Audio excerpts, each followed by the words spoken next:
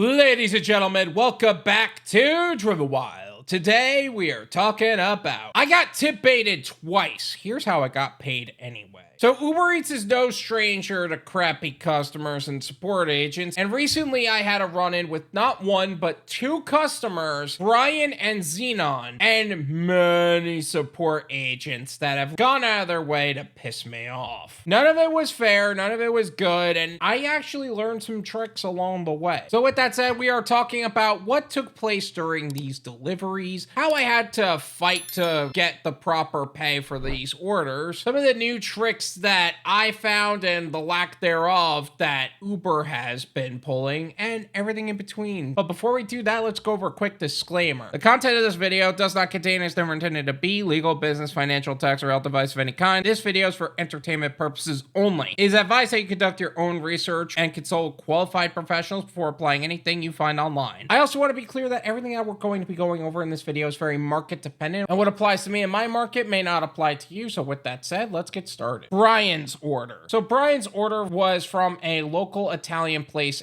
down here, La Capricosa, for $12.43 for about 5 miles worth of driving. The parking was a bit of a nightmare, but whatever. It isn't surprising for this kind of place. They're actually pretty good. I actually get the order relatively quickly, and I make my way to the customer's home. All seemed good. Traffic was minimal considering snowbird season in the A1A. I make my way to the customer's home, and I hand the order off to them. He even met me outside, which is really cool of them. And usually when that happens, I go, haha, someone's excited to get their food, huh? They laugh, I laugh, everyone's kind of happy in the moment, and now they're a little bit more excited to even eat their food. Him, on the other hand, was so unresponsive to me in general. His presence was basically like a black hole for energy. Literally just sucked the life of the entire interaction. Like the most stoic individual you will ever see. I still wished him a good day and I left. And of course, later on, I find out that he completely removed the tip. Xenon's order. Not too long after that, I actually got an order from Taco Craft for Larry, which was a $12.04 order for 6 miles-ish, which was an easy and simple order. I arrived to the restaurant and I get an add-on for the order. Also from Taco Craft, $9.50 going less than a mile more in distance. To me, that was a no-brainer. That was Xenon's order. Unusually, the restaurant was relatively quick in handing it off to me. And all things considered, with how busy they were, that was impressive. I head over there, drop off Larry's order. They were happy about it. They were excited. I got to Xenon's place. On my way to their unit, they asked me to leave the order at the door, even though the setting was set to meet at the door. It was really suspicious, but I went up to their unit 308. I messaged them in-app after I dropped off their food, wished them well, and they reduced the tip to $1.11. To me, that was a little bit unusual and awfully exact, but more on that later. But this led to an $8 discrepancy on the first order and a $6.89 discrepancy on the second, meaning I'm out $14.89. Of course, me being pissed to all hell about this, I wasn't gonna just take it lying down. It's just not who I am. So I called support, and man, did they really go out of their way to give me a headache dealing with support. The first time I called, it went something like this. How can I help you? Yeah, I'm calling in regards to these two orders. The customer has violated the contract, and I would like the promised compensation. Okay, let me transfer you to the proper department.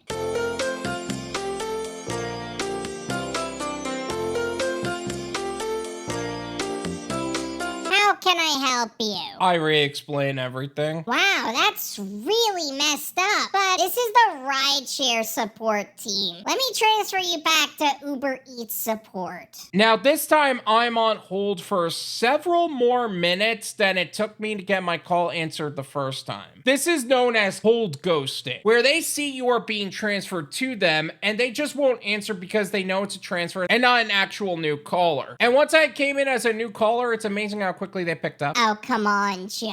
How do you know this is what they're doing? Because they're doing it more and more, because Agents 3 and 4 did the same thing. Agent 5, I tried something a little bit new. How can I help you? Hi, is this the UberEats department? Yes, it is. And just so you guys know, that is the department that will provide the adjustment for you. They verbally confirmed that this is the right department. I re-explained the situation again. They tried to transfer me away. I'm like, you already verbally confirmed that this is the right department. And then they tried to spew some crap up my ass about tip baiting and blah, blah, blah. And now it's totally justifiable, blah, blah, blah. And I asked for a supervisor as usual. And of course... Hi, this is Uber rideshare support. How can I help you? So not only did they not send me to a supervisor, they transferred me to a different department entirely. They tried to transfer me over again. Honestly, I just hung up and recalled back and I got my call answered quicker. Agent 7 finally sent me to a supervisor. I explained the whole thing and how the customer violated the contract and everything else. So with Uber Eats, tips are not guaranteed. Don't play this stupid game with me. I know what this is. This is a violation of contract and illegal tip theft. What do you mean it's a violation of contract?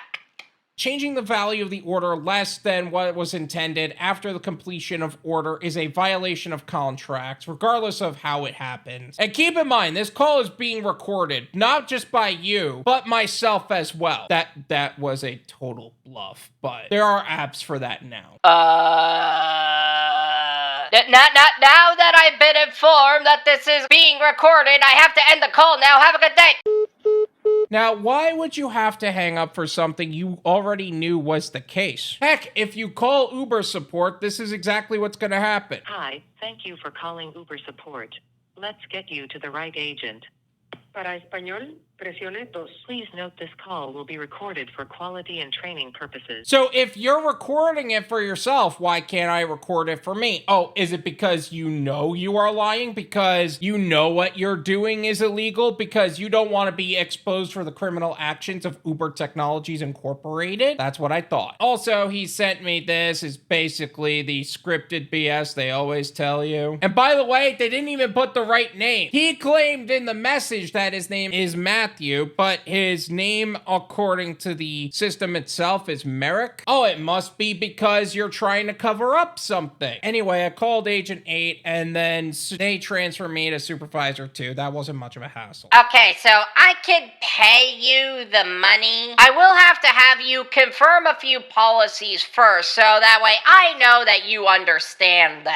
This is basically their counter move to me recording them, because if they have it on the record that I understand their policies, they could use that against me in the future. And even double back on their word if they say they're going to send it to their escalation team or something. No, this is a violation of contract. This is tip theft, and you're going to pay me regardless of whatever lies you're about to spew up my ass. I am gonna pay you, but you have to confirm this for me if I'm going to do that. No, this is a violation of contract. This was never a problem before. You're suddenly making it a problem now. Stop trying to scam me and play some legal BS game with me and pay me what I'm owed. You know what? I'm gonna transfer you to our payments department. And he proceeded to put me on hold and try to keep me there. So I hung up and I called again. Meanwhile, I got this from Supervisor 2. Why would you claim that you would pay me and then double back claiming that it was fine that they did that? Oh, is it because you were trying to scam me? You were trying to trick me? You're trying to get me on the record for agreeing to something and understanding something that was illegal, immoral, and unethical so you could keep doing that, but when you failed to do so, you tried to pull that crap? That's what I thought. Agent 9 was quick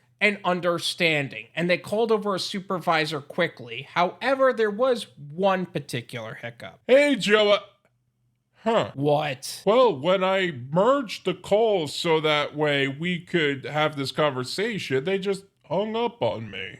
Weird. Let me get another supervisor over here. These supervisors, these support agents are such scumbags, they can't even do right by their own people. What miserable failures and fuck-ups they are, really. They connected me to Supervisor. I guess this is Supervisor 4 since Supervisor 3 hung up on the last guy. Hey, so we're gonna implement the 2 reimbursements individually, and we are gonna notate the actions of the 2 customers, the agents that chose to act so disrespectfully towards you. And they will be reprimanded for that. That includes the supervisors. I sincerely doubt anything will come of that, which will bring any long-term remedying of how support actually operates as a failure of a system, but it was a nice sentiment, so I appreciate that. Either way, I got the money, and that's really all I cared about in the moment. Final thoughts. First and foremost, you really can't expect the wrong people to do the right thing. That goes for agents, on Uber support, customers, or really anyone, really. That's why I hung up instead of trying to deal with transfer loops now, because I'm just not waiting for them to try to scam me over and over again. In terms of the customer, though, the entire company is going to deal with that S, or someone that is going to get that order,